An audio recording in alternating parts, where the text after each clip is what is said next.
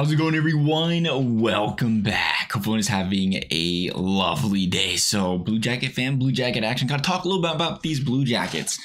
Big news today. Jarmo Kekalainen has been fired and relieved of his duties in Columbus. And I tell you what, there's a lot of good things that Jarmo did. And there's a lot of, well, when you look back that, you kind of see why they had to fire this man as well. I mean, this is a guy that, remember, he brought in artemi.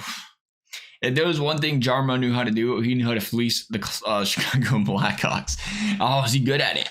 And he was a very active GM in those regards. He built a team that got the Blue Jackets to upset a president, not just upset, but sweep the President's Trophy winning Tampa Bay Lightning. Got this team to 5 Stanley Cup playoff appearances. And he brought some good times and some good memories to this organization. But we go back to, let's talk about those trades. You brought in, again, Artemi Panarin, but that was kind of Jarmo's thing, was to make a lot of trades. I mean, some good ones and some that never felt like they really meshed. And I think that's what's really important here, is that chemistry between the president or the president too. Your president, your coach, and your GM were kind of all on the same page. Guys like Gustav Nyquist, Duclair comes to mind. The year that they traded for him for Torts, he never fit the system. He didn't even get a play sometimes. They was scratching him. And it was, they have a couple, was it a second or a couple seconds or a third, whatever, it didn't matter. That was draft capital, where it's like there had to be an understanding and communication between coach and, again, same with Patrik Laine, where there had to be the understanding where it's like, this guy ain't giving effort, this guy ain't playing it out. Like, you got to communicate that with your coach, because your coach, your coach, how your coach is going to do it, or he's going to bench him. You bring in Johnny Gaudreau, who really good player, off and on the last few years, but really good player. 9.7 million. The problem with him, it's the size. Now 30 years old, is how long will that kind of stature hold up in the league? Now, I love the Johnny Gaudreau signing. If a talented player wants to come to your team and you can lock him down, you do it.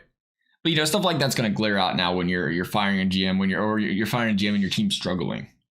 And I think overall, it's like, yeah, the Blue Jackets got an excellent farm system coming up now, some of these guys, but they've also had a lot of top 5 draft picks in these last few seasons. But if you look before then, you'll have a very hard time finding the Blue Jackets drafting anybody out of the first round that was a top 6 forward, a top 6 defenseman, again, for the last decade. And again, successful teams need to do that. You look at, how bad the Blue Jackets have played these last 2-3 years. There's a lot of talk about their previous coaching staff hires. Ever since Torts, has been a lot of fire under who you're hiring. And again, that's why I think it's so important. It's like the Blue Jackets making all these trades, like all these signings, the Seversons, the Provorovs, the Gubransons. It's like was we making sure this is kind of the players that are going to fit and mesh in this system, or we're just kind of signing guys to sign guys, thinking, hey, we should be a playoff team. And that's such a big thing in sports. And it's kind of like the Rangers last year with Patrick Kane. They got worse, right?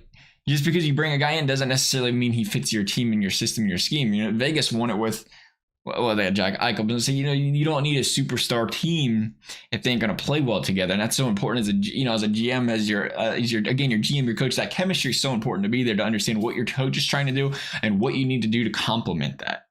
And it just felt like that was never clicking. It was kind of like, just bring somebody in, see what happens, bring somebody in, see what happens. And I really felt like that's what's glaring here late, because it's like, Provorov's been struggling. You brought him in. Severson, $6 million. I mean, he's solid, but he's $6 million solid. Gudbranson was always a question mark, because he's third line, and they brought him in for over $4 million a year. That was an interesting one. Stuff like that sticks out as your GM when your team's struggling mightily. And I think that's ultimately why I say, it was a good idea, and kind of see what somebody else can do. And you gotta say that. As a fan of sports, you love seeing every single one of those trades. It's something about the free agency, being active, free agency making a trade. It's an exciting time of the year. So when you see a GM be active and do stuff like that, I mean, for a fan, you love it. You never know what he's going to do. You never know what these guys are going to do.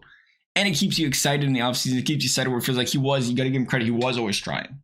He was trying to bring players in. He was trying to move. When he knew players weren't going to stay, he said, all right, we're going to trade him, try to get our best return in value, which, again, did a pretty solid job for some of these guys. Luke Dubois was a perfect example. He brought in Liney, but it's because, Luke Dubois didn't want to be here, so it didn't matter at the end of the day. It's like, you have situations like that where there's more to the trade. And, those are the pros and the cons. At the end of the day, the Blue Jays have been struggling with expectations to be a relevant team. And yeah, there's been injuries, but the first thing we bring up is Jack Hughes, Dougie Hamilton out for the year. Jack Hughes missed an extended period of time for the Devils this season. Arguably probably their two best players. Jack Hughes getting to be a point where he's trying to be a top 5 center in the league, and they're still 27-21 this season. So it's hard to come up and say, hey, there's more to the injuries are going to happen to every team. You got to find ways to win games, at least be somewhat competitive. Blue Jackets have been doing that, so we'll see what happens. Excited to see the future. What they bring into this team, and in the future, we should say here right now, president, other players in the organization kind of taking over that interim GM role until they find a fit. We'll see what happens. Love y'all's thoughts. Thank you for watching. We'll see you next time.